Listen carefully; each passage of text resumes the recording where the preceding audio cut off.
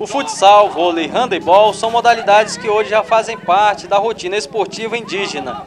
Aculturadas dos grandes centros urbanos, elas se adaptaram rapidamente nas aldeias do Alto Solimões.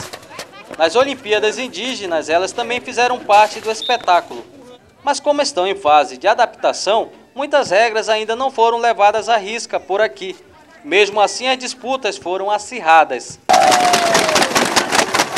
No atletismo, as competições foram improvisadas nas ruas da aldeia. Aqui a luta foi pelo maior salto em distância. Sem muita técnica, o que prevaleceu na disputa foi a força de vontade. Nas eliminatórias e finais de corridas de 100 metros e maratona de revezamento, homens e mulheres da floresta lutaram contra os limites do próprio corpo. Ao final de cada conquista, a alegria era transformada em patriotismo e ostentada com a bandeira do Brasil. Nas competições de arco e flecha e zarabatana, a precisão dos lances contava pontos. O alvo demarcado por espaços pontuados representava o tamanho da caça.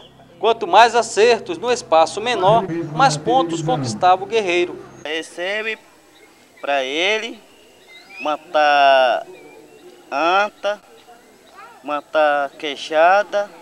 E quem pensa que só os guerreiros mais experientes se destacaram nas provas se enganou. No tiro com baladeira, o pequeno ticuna Euque Manuel arrebatou o primeiro lugar ao acertar no primeiro lance o alvo, uma fruta de coquita, com sua estilosa baladeira. Da terra, as competições seguiram para a água.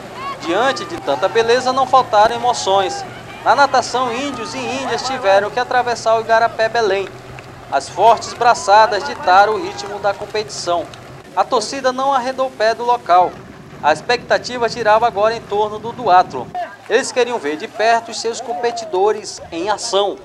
A disputa entre as tribos continuou na água e na terra. No duatlon, natação seguida de corrida e depois veio a canoagem. Mais um teste de resistência para esses bravos guerreiros. As remadas no Rio Solimões desenhavam os sonhos dos atletas. Assim como no Évares se nasce a cada dia, nas Olimpíadas os dias de competições plantaram nos corações dos índios ticunas, cocamas e marubos sementes de uma nova vida.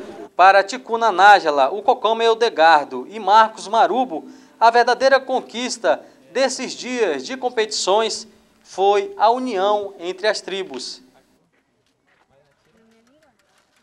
Nunca pensei em conversar com o Cucão, porque assim, Marubo também nunca pensei assim, mas agora eu sei que eles são legais, como a gente mesmo, eles são bacanas, eu gostei muito deles.